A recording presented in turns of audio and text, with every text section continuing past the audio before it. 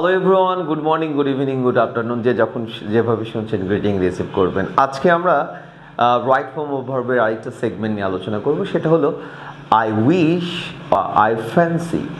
বা উইশ বা ফ্যান্সির পরে যদি কখনো দেখেন যে গ্যাপ আছে বা কখনো আপনি আরেকটা ভার্বের ইন্ট্রোডিউস করাইতে চান, তখন অবশ্যই আপনাকে মাথায় রাখতে হবে উইশ বা ফ্যান্সির পরে যে ভার্বটা হবে ওই ভার্বটা হবে past form.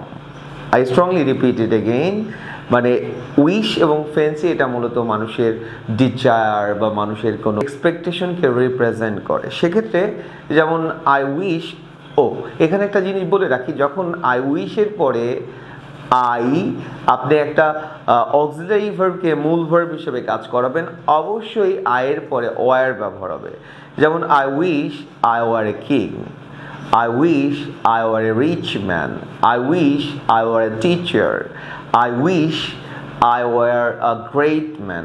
I wish I were an MP. এভাবে যখন ইন্ট্রোডিউস করবেন তখন এটা হবে। কিন্তু আমি যদি আবার মূল ভার্বের কথা বলি, যেমন I wish I became a great man.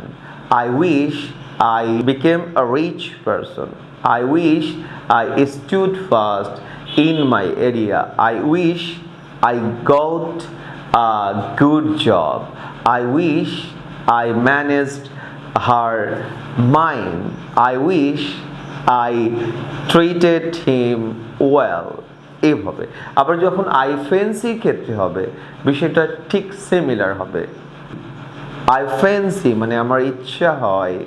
I fancy, ফ্যান্সির ক্ষেত্রে কী হবে? তাহলে I fancy our a good man.